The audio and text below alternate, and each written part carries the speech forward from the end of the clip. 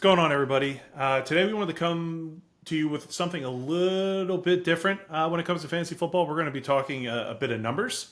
We might be going through some metrics that maybe you haven't heard of, but what we found is that they are good determinants of potential gems that you could be finding in your draft that you could look for in any round when it comes down to it. But the goal behind it is to find the people that you can expect to perform. All right.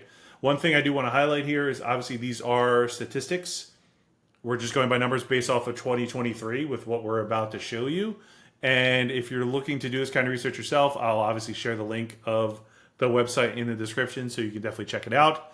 But understanding these numbers is going to be really beneficial because you could find people that could be a potential breakout candidate based off of what they've done, potentially off of like a limited volume of target share.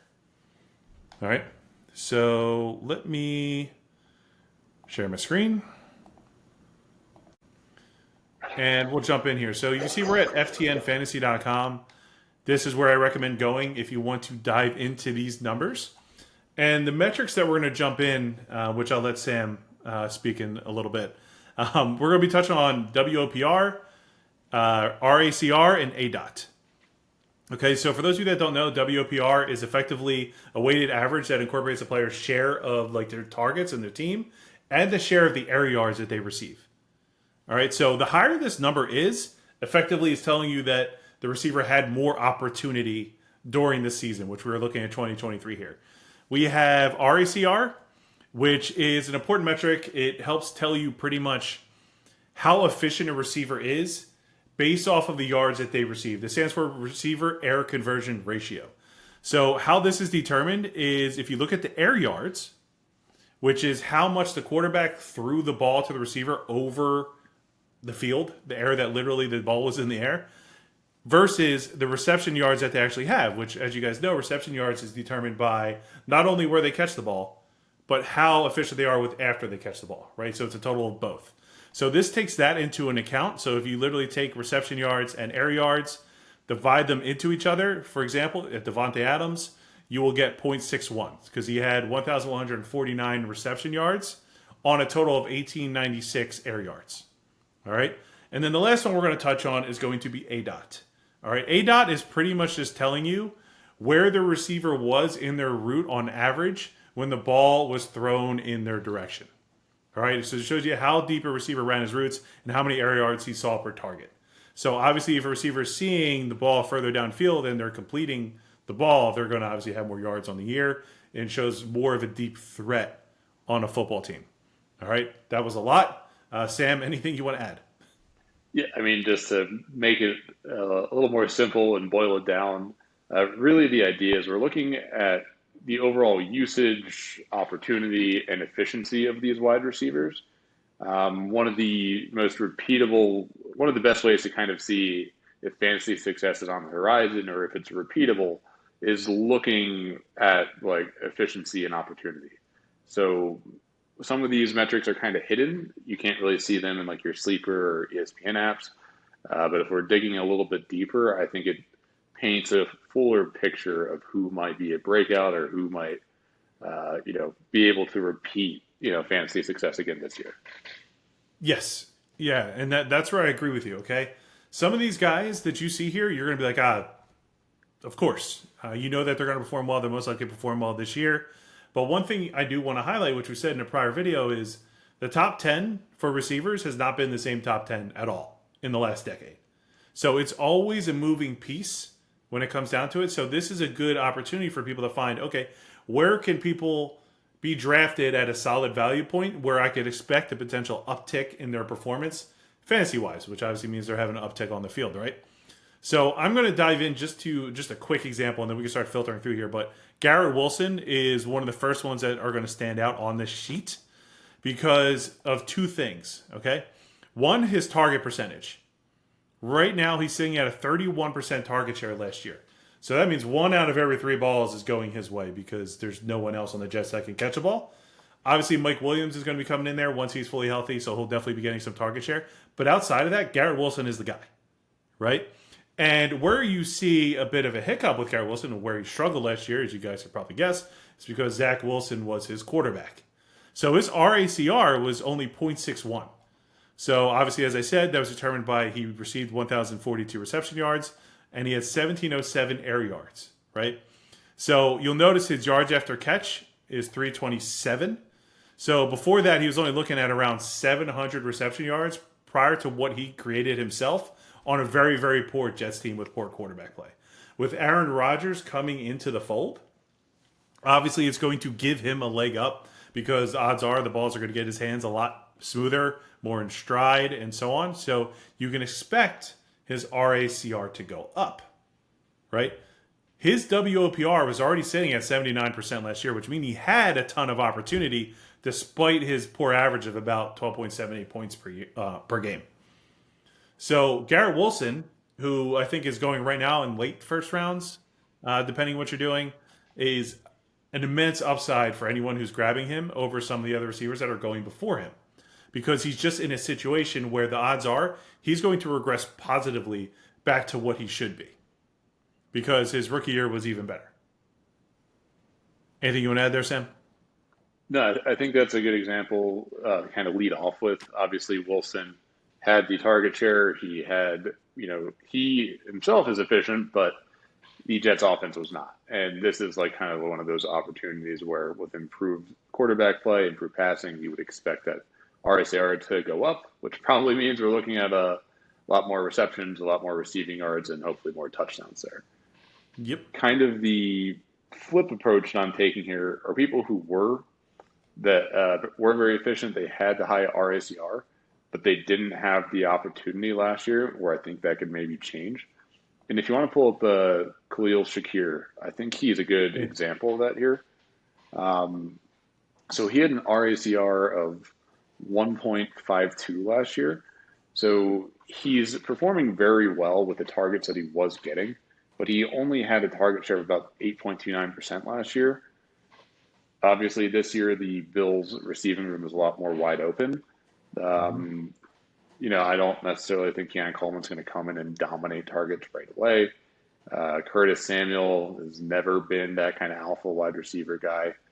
Probably their best receiving option right now is Dalton Kincaid, and Shakir is probably not too far behind that. So if he can increase his target share to even just like 16, 20%, with where he's going in fantasy drafts right now, like he could be one of those guys where if he could, improve the volume, which I think he will this year, and he's already highly efficient. These are some of these like late round steals you can kind of find with some of these metrics. Yeah, Shakir was definitely struck with the they're just not throwing me the ball enough last year. When looking at the metrics, it's actually kind of surprising because if I was his coach, I'd want to get the ball in his hands, pumping out a 1.5 RCR. The guy gets the ball a lot further than when he catches it, right?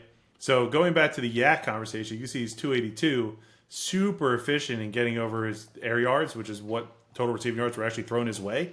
To perform over 200 yards over that is pretty incredible, and it shows a ton of potential for Shakir to be a potential breakout candidate. Surprisingly, did we have him in our sleeper video? I don't think we did. I don't think we did, but I didn't see these stats beforehand, so That's true. I think he did come up in a conversation I was having with somebody. But he's definitely someone I have my eye on in some of the dynasty drafts that I've been in for a potential breakout. Another one obviously here is Rashee Rice. We're not going to dive into Rashee Rice because we don't know what his season is going to look like this year, or if he's going to play, if he's going to miss half the season or what. But he was obviously super efficient when he caught the ball based off of only a 70% target share. He obviously came on a lot more during the later part of the season. Another one I want to highlight here is Amon-Ra. Now, I don't need to tell you guys Amon-Ra here is already a stud. Everyone here knows he's a stud as a receiver. But when it comes to all the top tier receivers that you usually hear, Tyreek Hill, obviously Garrett Wilson, we just mentioned Devontae Adams, A.J. Brown. He's one that is always mentioned in that group. Jamar Chase, Justin Jefferson. He's always going to be in that top 10. Yet he's the one that is highest on here in RACR out of all of them. Right? So that tells you he's very good at yards after catch, which we know he is. It's 6.68, right? So he's commanding almost 31% of the air yards, and he's almost at that 30% ticker for target percentage share, which is a nice indicator of like this receiver's being fed. So it's a good indicator that you're probably going to see success. So it's something that you just want to highlight here, that he stands out above those other receivers that are currently being drafted above him. So these are little things that you kind of want to take into account when you're making your picks. You want to take the best available. But a lot of us fall into the, well, ESPN or Yahoo or whoever sleeper is telling me I should take Christian McCaffrey first overall. Not a knock on McCaffrey. Dude's an absolute stud, does everything. I think he was on like 75% of the teams that won championships last year. But you want to take into account everything across the board when you're building your team together. You don't just want to fall in line with what the sites are telling you to do, which is what so many people do when it comes down to it. And you can miss out on gems like this. Yeah, and even just looking at some of those names around him too, because obviously Amon-Ra, Rashee Rice, Shakir, they're more in that slot role where they're getting the ball pretty early off of their releases here, and they're just efficient after they catch it. The two names that popped up when I saw that too were Jackson Smith-Njigba and Josh Downs, two guys that were obviously very hyped up coming out of college. They were really great with the ball. They were very explosive wide receivers there. But both didn't really have, that huge target share as rookies. And both, I think, are expected this year to kind of step into that wide receiver 2 role in their respective offenses. So guys like this, and that you're probably looking at JSN and, 6th, 7th round of fantasy drafts, Josh Downs at the very tail end of your fantasy drafts. Yep. These are guys who are efficient. Same kind of story as Shakir. They didn't have the volume, but I expect that to increase this year. And that's kind of what I'm looking for here. That and the QB play. You gotta look at it. Like Josh Downs didn't have his starting quarterback all year, right? He had the Minshew for most of the year, who played well, but he's not their starting quarterback. And then JSN's quarterback is Geno Smith. Not exactly the best quarterback. And what you got to take into account here is they did this with those scenarios going on right now. I would expect, just like you said, JSN, especially with Tyler Lockett kind of falling off a bit this year, I'm expecting him to fall more into the wide receiver 3 on the Seahawks. So Metcalf will obviously be 1, with JSN probably being the 2. I would expect their target shares each to increase, which is the metric that you really want to look at. If they're going to get a bigger piece of the pie, these numbers are going to go up. And these 2 receivers here were already giving you around 9 to 10 points a game. Right. Right. Yeah, And, it's either... Go ahead. Yeah, it's either their volume was there, but the inefficiency, they were inefficient due to bad QB play, bad schemes, bad offenses, or they were efficient, but the volume wasn't there because they were rookies, or they were just in a crowded room that is maybe less crowded this year. And Yep. I think that your next guys were both on the Titans that you found here, but I'll let you lead with them. Yeah, we can jump into the Titan guys. Let me filter this real quick. Let's take a look at ADOT. So each of the Titans receivers, for those that don't know, DeAndre Hopkins and Calvin Ridley, we think are just in better situations this year for each of them. All right. Hopkins last year had a good season when it came down to it, despite the quarterback room being a little bit wonky. But if you guys watched our last video, well, this will be 2 videos ago probably. One of my sleepers was Will Levis on the season. When he became the quarterback last year in that situation, he was wide receiver, quarterback 15 there on out. And I suspect he will have a better year 2 in a better situation with a better wide receiver room. All right, so Hopkins, the things that you want to see that stand out, okay, so you saw me filter by ADOT.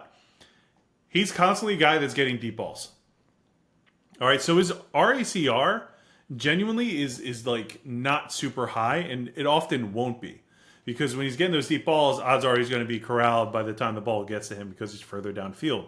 Which is why when you look at ADOT, all these people up here, their RACRs are fairly low unless you're Ayuk, who was just an absolute monster last year in every sense of the word when it came down to it. But it's something to look at here. I'm expecting Hopkins to have an uptick this year. And also his counterpart down here, Calvin Ridley, leaving the Jags and going Calvin Ridley heading to the Titans as well.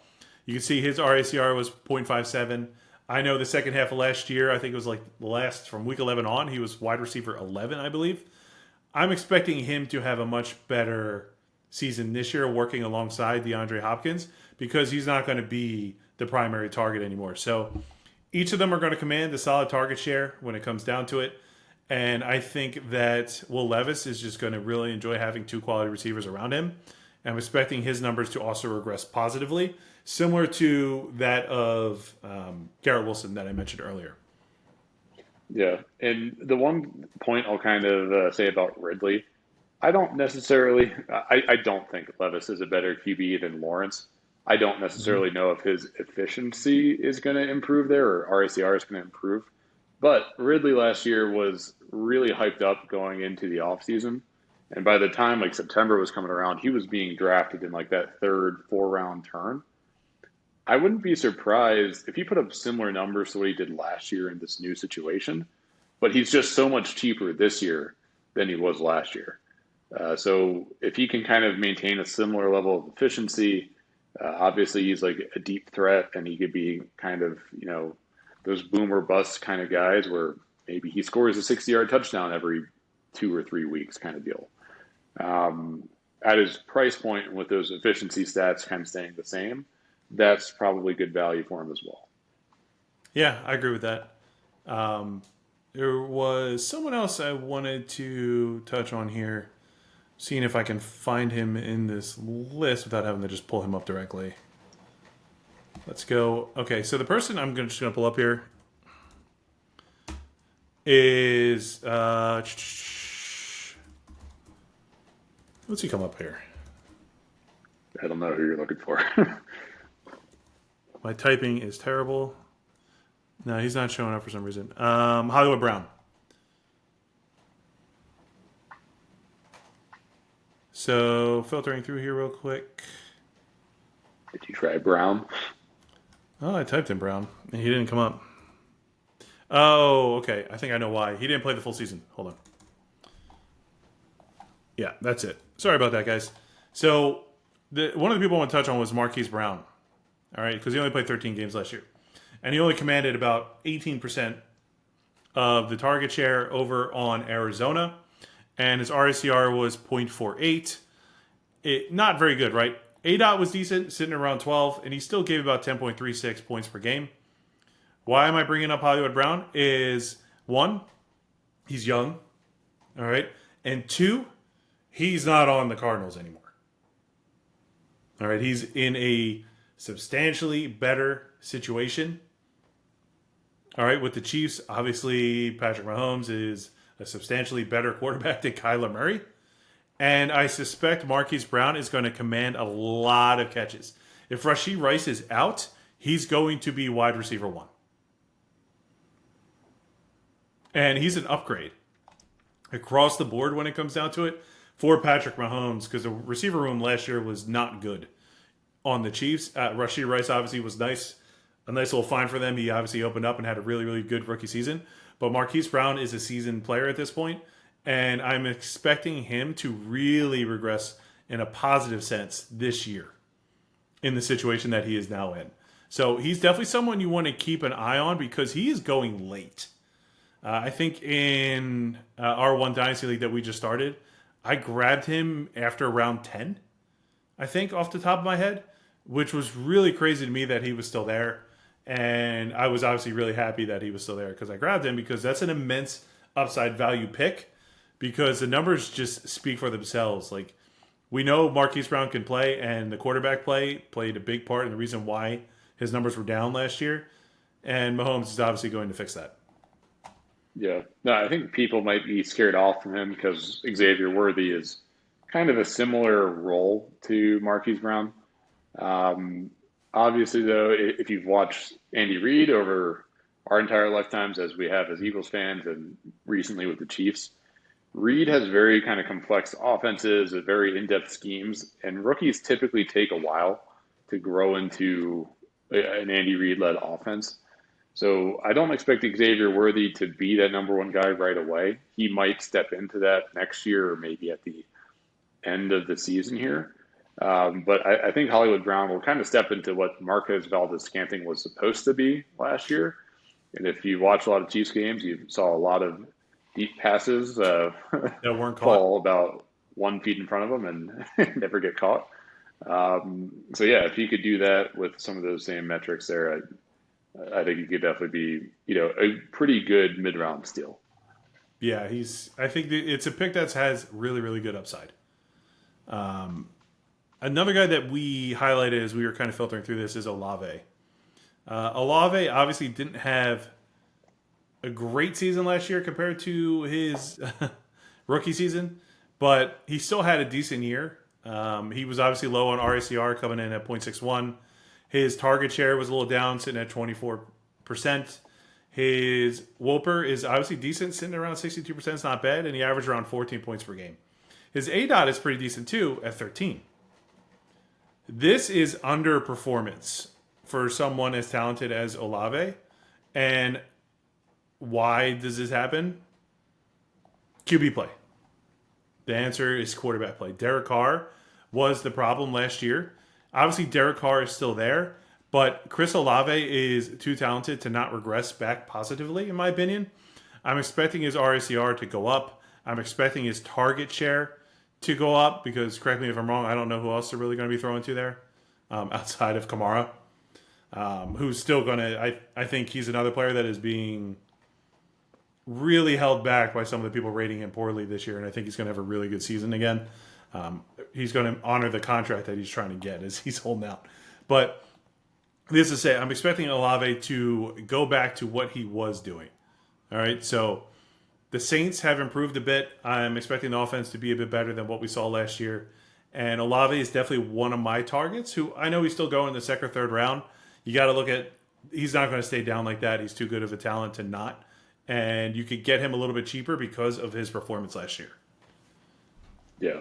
No, it's he's one of those guys where he always seems to have a lot of air yards, and part of me worries that until he gets a different QB that's better than Derek Carr or Jameis Winston, he might kind of be stuck in like that wide receiver 20 kind of range there when it comes to at the end of the season and we're looking back at all this. But yeah, no, if they could put it together, sure. He's obviously got the talent for it. It's just do you believe the QB play is going to improve there? And kind of the one guy I'll point out here too, kind of the reverse take of this. Is if I'm looking at DJ Moore, he was one of the most efficient wide receivers in the league last year in terms of what he was doing when he had the ball in his hands. And he obviously had a huge target share. I think it was over 30% if we're looking at it right now. Yeah. Although Caleb Williams, I think, is an improvement on Justin Fields in terms of the passer. The Bears brought in Rome Odunze. They brought in Keenan Allen. If, his target share decreases, which I expect it will, he would have to somehow be even more efficient.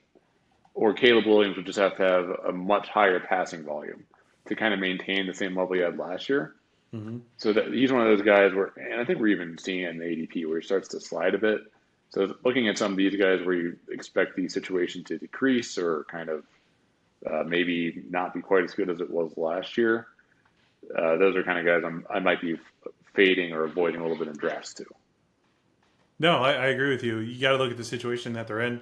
DJ Moore, I'm expecting to come down. I think he will remain efficient, but Caleb Williams is definitely the key piece there. We don't know how he's going to be. The receiving room is a lot better than what it was last year, as you said. I would expect him to regress in the opposite direction of the other people that we've really mentioned. So you just got to be careful. These are the things you got to look for because DJ Moore is still going in the top 2 rounds. Right? Will he give you WR1 numbers in the top 2 rounds? Which is what you're looking for in the first 2 rounds, right? You're looking for that top 12. I don't know if that's going to be DJ Moore this year. I think he was really, really, really good last year. But I don't know if that's going to be him this year. He might be more of a wide receiver 2 on your fantasy team, which isn't bad. But you have to go, is that what I want to pick in my first 2 rounds?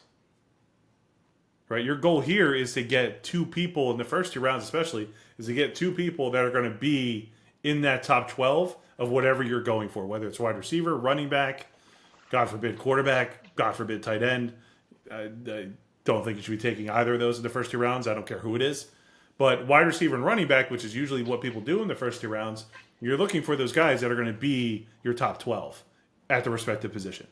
If you're going for someone that's not going to be in the top 12, you have a flawed way of drafting and you need to change what you're doing because you're setting yourself up to lose, really, is what it goes back to. Yeah.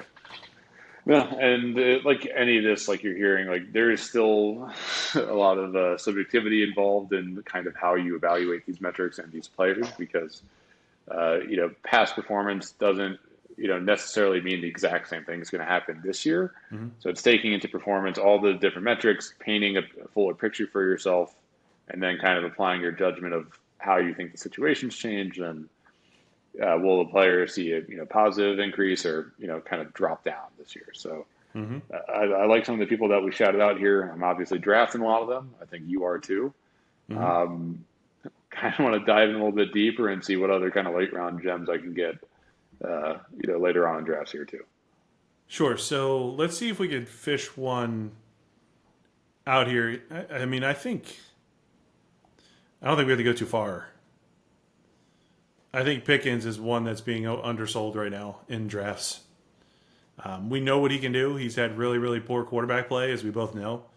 You can see his ADOT right here sitting at 13.47, and his RACR is sitting at 0.8. So he's catching the ball fairly deep, almost 13 and a half yards down the field, and he's efficient with those yards. So right now he's at a target share of 21.9%. I mean, who else is catching the ball in Pittsburgh right now? I know they haven't signed Ayuk. I know they're trying to trade for him. Ayuk is not there. It's Pickens. Deontay Johnson is gone. Who's their other receiver? I don't even know. Roman Wilson. That's it, right? Right. Well, it's the exact opposite of DJ Moore. He has most likely, I think, Justin Fields throwing him the football. He's a very efficient wide receiver. He's got the same kind of build as him. Could he maybe flip-flop with him in terms of now the situation's changed and maybe Pickens could be a top 10 wide receiver? I don't think that's a horrible bet to take. And at least at the time of recording, Ayuk is not a Pittsburgh Steeler. And if that remains the same kind of going into the season, I think Pickens is an extremely valuable pick given the full situation there. Yeah, and you figure right now you can get Pickens in the 6th round on average. Fairly late, high value opportunity getting even taken in the 6th round. He's someone you want to eye as a potential breakout candidate for you. Not that he was bad last year. I mean, 13 points a game, 12 points a game is not bad by any means, but you're hoping to get into that 15 points per game for anybody you draft, hopefully. Right? Because that's optimal for the end of the year, depending on the structure of your team and stuff. You want generally a 15-point average when it comes down to it for the players to know you drafted really well. Let's see if we can find someone else here that stands out to me.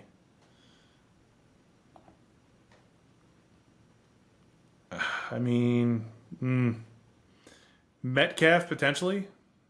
I know we talked about JSN earlier. I think his RACR is pretty good.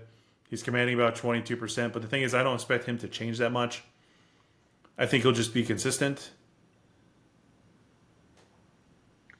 Yeah, I think he kind of just stays put there. If I'm looking at Cortland McLaurin or Sutton too. McLaurin, you think with Jane Daniels, he'll be... Well, last year, we had Howell and who else was throwing to him throughout the year? It was pretty much Howell. Howell most of the year. And yeah, it was pretty much all year. It was a disappointing season. He had, as we see there, 12 points per game. But he did have a 21% target share, and he wasn't completely inefficient. His RACR was about 0.67, similar to what we just kind of pointed out with Wilson and Olave there. I do think, again, situation, Jaden Daniels is an improvement on Howell. The 20% target share is still pretty decent. It could probably tick up a little bit there because they didn't really add any wide receivers in the draft that I think will come in and compete immediately. it's just if he can improve efficiency and get up to that 13, 14 points per game and where he's going, I think it's a similar kind of conversation to what we're saying about like a Calvin Ridley or DeAndre Hopkins there. Okay, I could definitely see that. I mean, I like McLaurin.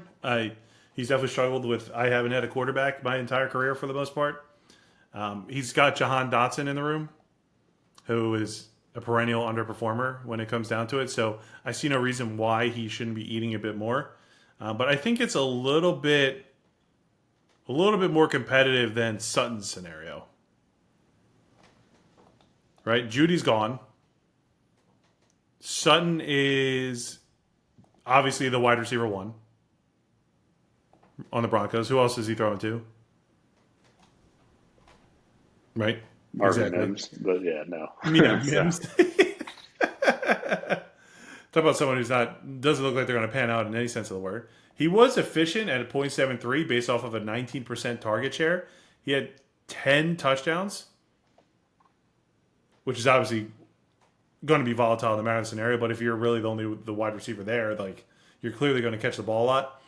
And he was efficient with those yards when it comes down to it. So he was just good at catching the ball when it came down to it.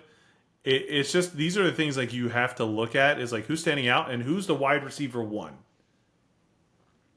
It's one of the things you got to look at when you're like working through wide receivers too is like, am I drafting the wide receiver one on the team I'm drafting? Right? It's tough when you look at duos. So A.J. Brown, Devontae Smith, Waddle and Tyreek Hill, Keenan Allen and DJ Moore, who's another duo now. The wide receiver two in those scenarios, it's rare you see them break 1,000 yards. Rare. Devontae Smith obviously did it last year. He's done it the last 2 years. With A.J. Brown alongside him, that is not common. Like in any sense of the word. So when you're taking those wide receiver two, like a lot of people were disappointed last year with T. Higgins. Joe Burrow went out. One obviously hurt him when it came down to it. And then Jamar Chase was it. T. Higgins regressed last year after having a good year the year before. But that's because he's a wide receiver too. He's not going to command the field and get as many balls thrown his way like someone like Jamar Chase is. He's going to get the ball if you're Jamar Chase. So it impacts the wide receiver two status. So you got to go, why did I take T. Higgins in the top 4 round? He's a wide receiver too. No matter how talented he is. So you have to take that into consideration when you're making these picks. Like Cortland Sutton, Terry McLaurin, the Washington. Wait, they have a team. They're not the football team, right? They're the Commanders now. They're the Commanders, yeah. The Washington. They're still a football team to me. The Washington football team, to me, and the Denver Broncos are not the best scenario for any wide receiver. It doesn't matter. It remains to be seen how Jaden Daniels is going to pan out this year. But the situation calls that they are still the wide receiver one. And that's one of the things that you really have to look at, which is why I laugh when I look at like certain drafts. Like I mentioned, Hollywood Brown getting to me in round 10 or 11 in the Dynasty League. Or who was the other one? Deontay Johnson, who is a good receiver, fell to me after that. It was like round 13 or round 14. And it really just surprised me that he was there. He had 1,100 yards, 710 reception yards on 5 touchdowns on a very, very bad Steelers team. And if you saw the prior years before Pickens came to the team, he was really good. And I think they don't show the metric here.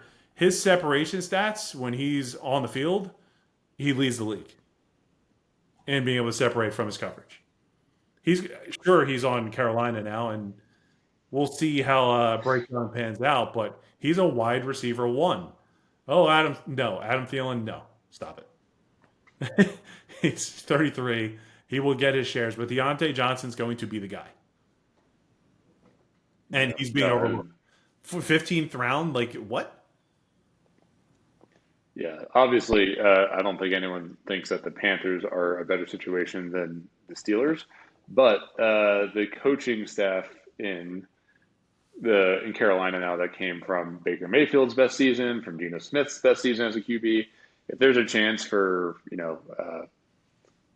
young to actually kind of break out and step in and actually be a worthy of the number one overall pick, and trading Caleb Williams and DJ Moore and other picks that they traded to essentially Yeah. get him. This is his best chance, and if you take a shot on Deontay Johnson to be that wide receiver one in the late rounds, that's worth it. It has to Yeah. These are how you find the sleepers. These are how you find those picks. You can use metrics like this to potentially find scenario, and obviously look at the QB play is a big part of it. But I had to double check, and I got Hollywood Brown in late round 11, and Deontay Johnson the round after in round 12. It like on end around, I was floored that they were still there when it came down to it in our dynasty league that we just started this year, and it's funny to me like these wide receiver ones are going so late, yet you see someone like. Yes, I know he's going to be in the slot. Like Chris Godwin going in the 9th round before him. He's a wide receiver too. Devontae Smith, like I mentioned, is an exception to the rule. Jalen Waddle is potentially an exception. He had a bit of a rough year last year. Going in, both of them in the 4th round. Odunze went in the 4th round. I'm sorry, he shouldn't be going in the 4th round. I know he's young, but he shouldn't be going in the 4th round. He's wide receiver 3. Right now. Will he break into Keenan Allen or DJ Moore's shares? I'm sure he'll get some targets, but Keenan Allen had a monster year last year. So did DJ Moore. I don't see Odunze eating that much of what they're getting, and he's going in the 4th round. It's funny to me how some of these just get overlooked when people are drafting, because this goes back to what I said earlier. You're just drafting based off of what the ADP is telling you. And that's the thing. Like, you got to be careful when you're doing your draft so you don't do that. It's just funny to me. Like, Tank Dell went before Devontae Adams, went before Mike Evans. Now, I know this is Dynasty League. Devontae Adams and Mike Evans are older. Taking Tank Dell as a rookie makes sense potentially. But he's going in round 6. And then I got Deontay Johnson, who is a wide receiver 1 in round 12. So no, there's value to be found. There's a lot of, I think the bets that you take most years are looking for players who are good and where their situation has improved or could improve. Yep. And this helps you find the players where they are good and maybe their situation wasn't great, or maybe they, they already had the volume, but they needed a better QB or someone throwing the football to them. So yeah. Lots of different ways to use the data. We'll see who pans out better here, but I like some of the people that we shouted out. Yeah, all right. I think that is going to be long enough for us, Sam. You agree? Yeah, we crushed our record so far, 37 minutes and counting. So you can just talk about fantasy football for hours. All right, guys. We'll wrap this up here. We'd obviously love to hear your thoughts in the comments on what you guys think about what we just went through. If you have any questions about any of the statistics I mentioned, obviously I said I'll link this website in the description, so if you want to check it out, you'll see it down below.